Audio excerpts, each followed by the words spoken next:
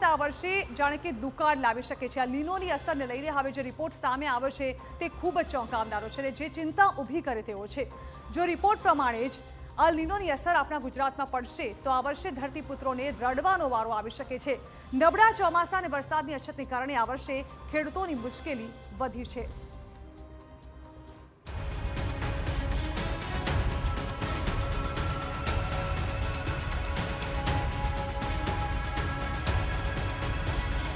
ધરતીપુત્રો માટે માઠા સમાચાર।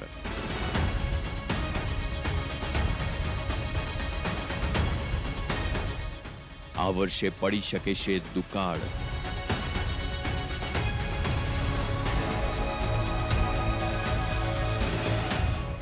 આંતરરાષ્ટ્રીય રિપોર્ટથી ખળભળાટ।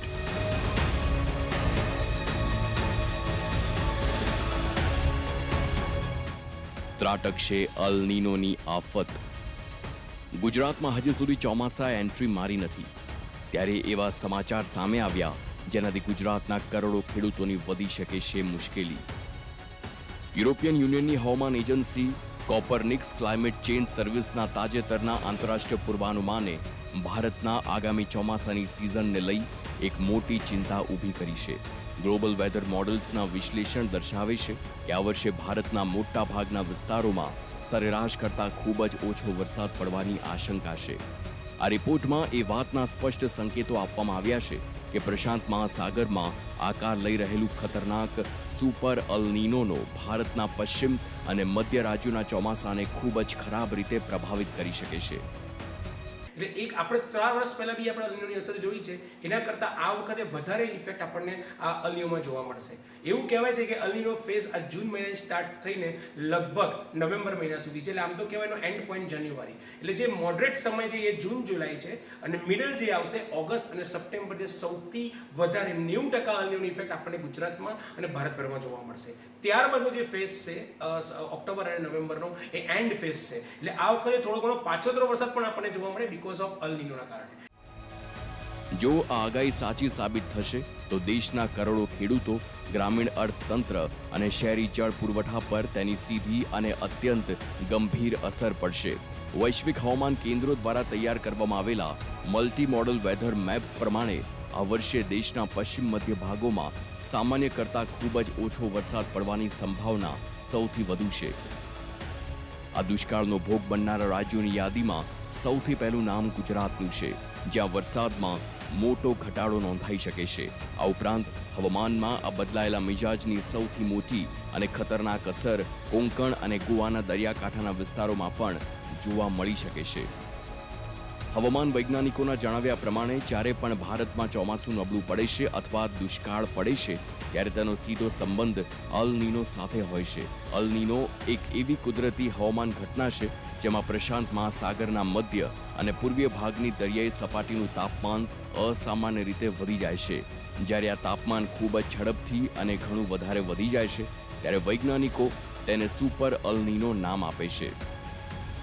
જૂન 2026ની શરૂઆતમાં ડેટા દર્શાવે છે કે આ સિસ્ટમ ઝડપથી મજબૂત થઈ રહી છે। તેની અસરથી વૈશ્વિક પવનોની દિશા બદલાઈ જાય છે, જેના કારણે ભારત તરફ આવતા ચોમાસામાં તેના પવનો નબળા પડી જાય છે અને વાદળો બંધાવાનું ઓછું થઈ જાય છે। ભારતીય હવામાન વિભાગે પણ પહેલેથી જ સમગ્ર જૂનથી સપ્ટેમ્બર સિઝન માટે લાંબા ગાળાની સરેરાશના માત્ર 90%થી 92% વરસાદ થવાનું અનુમાન લગાવ્યું છે, જે સામાન્ય કરતાં ઓછું છે।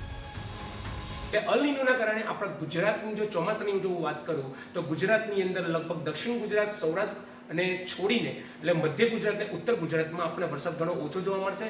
સૌરાષ્ટ્ર અને દક્ષિણ ગુજરાતમાં બહુ વધારે વરસાદ જોવા મળશે, બહુ સારો વરસાદ જોવા મળશે અને ક્યાંક એવું બને ઉત્તર ગુજરાતના કોઈક એવા જિલ્લાઓની અંદર આપણને વરસાદ સામાન્ય પણ ઓછો જોવા મળે, પણ બાકીના એના સિવાય મતલબ સૌરાષ્ટ્ર છે કે દક્ષિણ ગુજરાત ત્યાં વરસાદ આપણે વધારે જોવા મળશે। આ ઉપરાંત જે ચોમાસાની જે પેટર્ન છે જે 3 મહિનાની એ પેટર્નની અંદર આપણને વિક્ષેપ જોવા મળશે, મતલબ એક સાયકલ વરસાદ અઠવાડિયું આવી ગયો ત્યારબાદ 7 થી 8 દિવસનો બ્રેક જોવા મળશે। ચોમાસું આ રીતે નબળું પડવાની સૌથી પહેલી અને ઘાતક અસર દેશની કૃષિ પર પડશે। ભારતમાં ખરીફ સિઝનના મુખ્ય પાકો જેવા કે ડાંગર, કઠોળ, કપાસ અને તેલીબિયા સંપૂર્ણ ચોમાસાના વરસાદ પર નિર્ભર છે।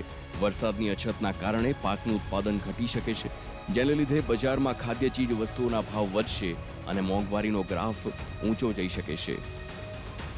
આ ઉપરાંત દેશના કેટલાક ભાગોમાં જળાશયો અને ડેમોનું જળસ્તર પણ પહેલેથી જ ઘણું નીચે જતું રહ્યું છે, કારણ કે વરસાદ ન પડવાને લીધે તેઓ ફરી ભરાઈ શક્યા નથી.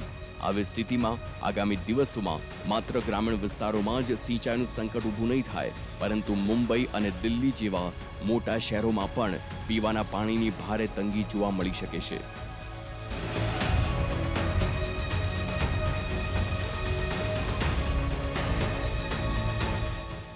ભારત જેવા કૃષિપ્રધાન દેશ માટે આ સમાચાર ચિંતાજનક છે, કારણ કે દેશનું સમગ્ર અર્થતંત્ર દક્ષિણ પશ્ચિમ ચોમાસા પર નિર્ભર છે. ઇતિહાસ કહેશે કે જ્યારે પણ પેસિફિક મહાસાગર ગરમ થયો છે, ત્યારે ભારતમાં ચોમાસું નબળું પડ્યું છે. Bureau report, TV9.